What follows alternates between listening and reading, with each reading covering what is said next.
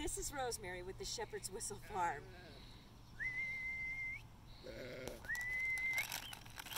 And obviously you can see why we call ourselves the Shepherd's Whistle. Hello, Pansy, my darling. So our sheep are Navajo churro sheep. And today we're going to talk for a moment about what you need to felt, the kind of fiber you need to felt and the kind of materials you need to felt. Pansy is Navajo churro. Navajo churro is the best kind of felting fiber I've found. There are a number of sheep that work to felt with, but not all sheep work to felt with. So, Poppy, would you like some, huh? Come on, Chrissy. Come on, darling. Come on. Up, up. So, there are sheep like Cotswold, Romney, Rambouillet does not felt, Merino felts, Jacoby sheep felt, so, Icelandic sheep felts. So know your sheep breeds and which ones will felt, and that comes with some experience. I've just named some for you, but there's such a wide variety. There is one way to tell whether that is good sheep wool or whether that sheep wool is going to felt or not, and we'll do something later on that'll show you how to tell if the sheep is good if you don't know what kind of wool it is. For a moment though, I just want you to take a minute and realize that sheep are not the only kind of fiber that felt. So Pansy and Chrissy and Pamela, they all felt, and Prim, they all felt. You also have, I have an Angora rabbit that felts, buffalo felts, alpaca felts, some dog fur felts, some human hair felts. So when you learn which ones felt, then you have some great material. Suffolk, Rambouillet, Columbia, they do not felt at all, and you will lose your project if you try to felt with them.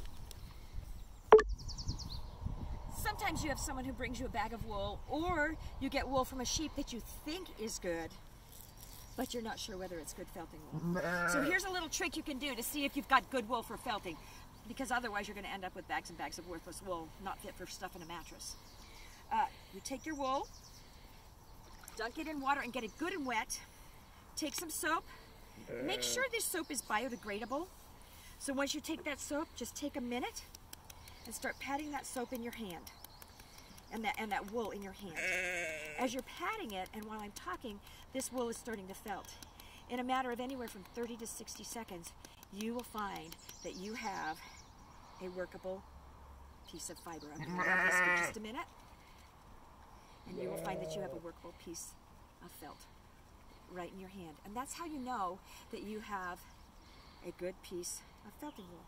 So I'm giving this a good tug, and I've already got fibers linking.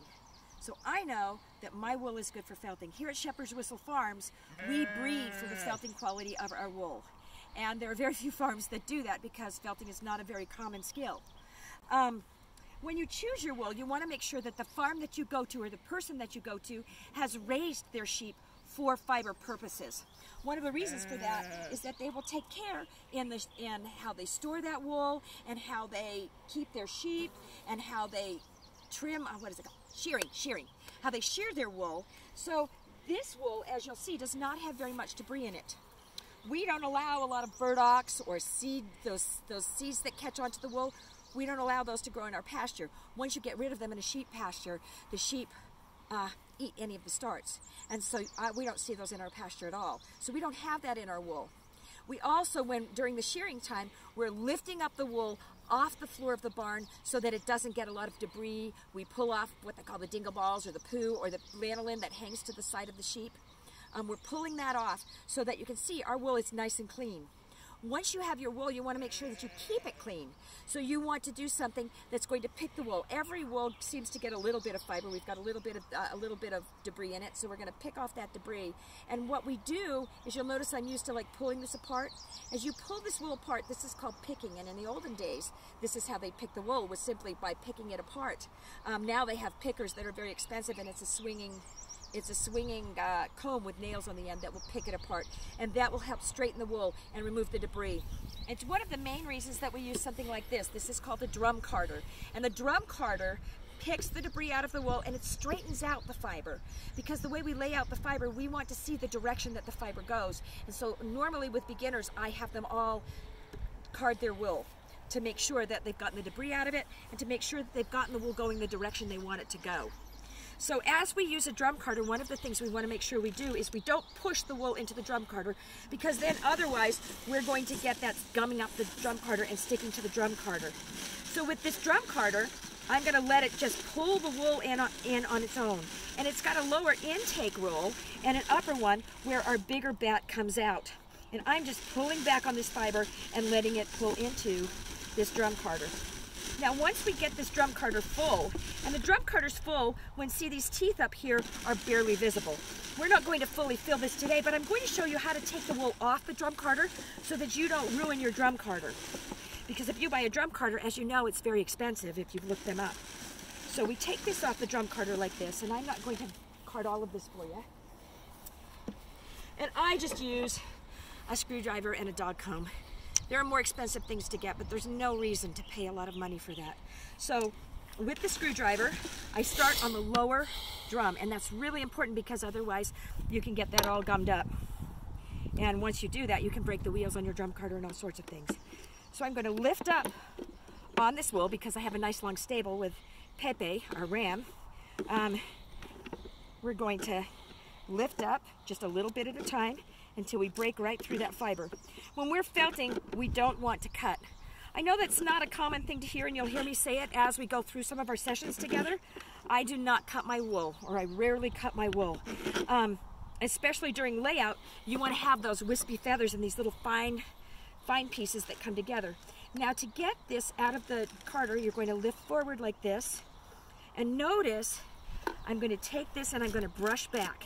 My drum carder's not very clean because I've been using it a lot this week.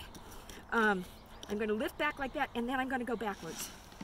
Now when I go backwards, some of it goes up on the top drum, which is not bad, and then I get a little beard underneath, and I pull that up and I lift that up, and in that way we don't put stress or pressure on our drum carder so that we can get the wool off that bottom drum, which is smaller and harder to get the wool off of. On the top drum it's much easier and it pulls right off, and I can even with this metal comb lift up, and as long as we're not cutting it because we don't want any blunt ends on our wool, we can lift up and we can get that wool off our drum.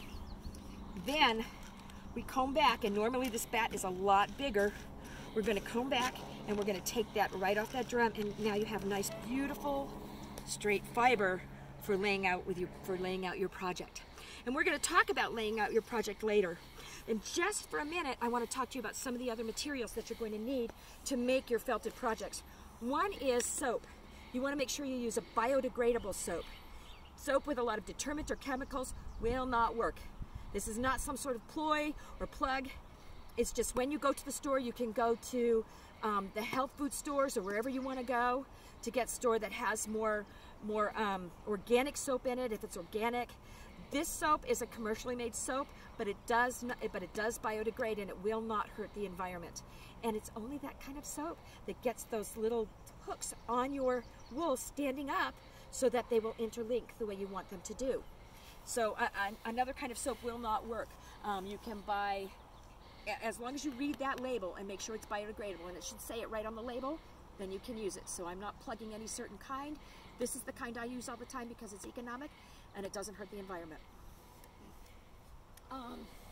So the other thing that you need here is, and you never want to lay your wool in the grass because you don't want to get debris in it. So I'm going to set it right up here, or down on the floor, or in some place where it's going to get debris on it. So you need a tray. This is about the size for a bag. This is not big enough for a hat. The bag is going to be one of the first things we're going to make in one of our sessions. And you need something to form a pattern for your, what we call resist inside. So right now we're gathering all the materials we need to felt.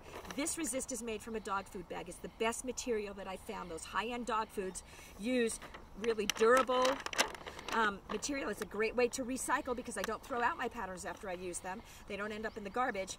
And then it has that nice thickness that we can feel as we're starting to felt with.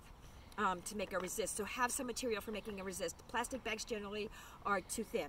So, but this is a great way that we recycle our dog food bags for our big dogs.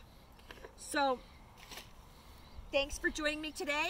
By the time we meet again, hopefully you're all ready to join me and to start felting, because you'll have your wool, you'll have your tools for doing it with, and you'll have just the right soap so that you'll be able to have all of that fun and to feel that wonderful feeling of the wool linking together. Thanks for joining us, and remember to check down for a link down below, and you'll be able to see some of the products that I've made on my little shop called The Shepherd's Whistle. Thanks.